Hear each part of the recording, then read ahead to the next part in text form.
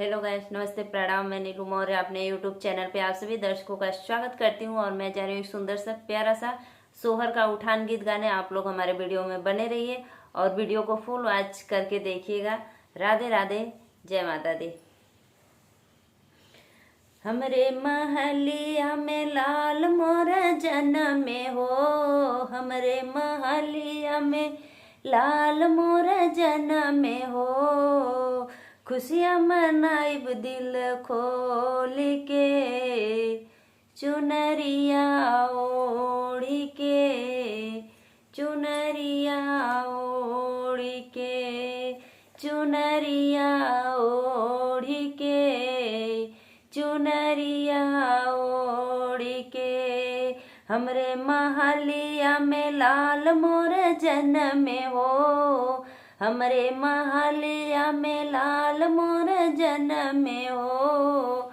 खुशियाँ मनाइब दिल खोल के, चुनरिया ओढ़ी के, चुनरिया ओढ़ी के। सासू जे आवे देवता मनावे, सासू जे आवे देवता मनावे।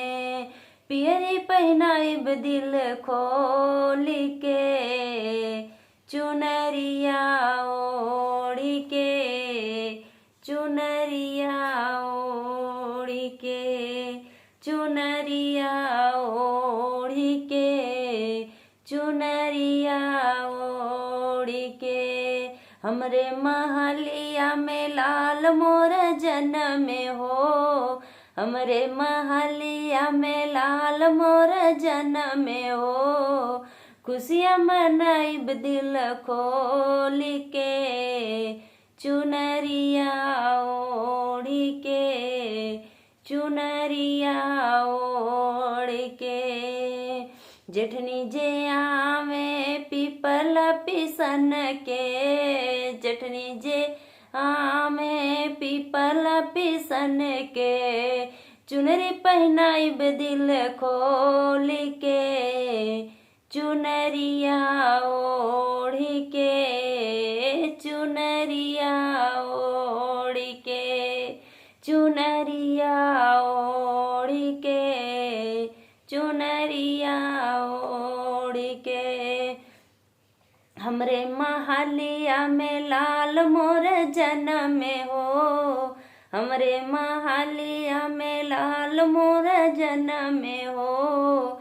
खुशियाँ मनाइब दिल खोल के, चुनरिया ओढ़ी के, चुनरिया ओढ़ी के।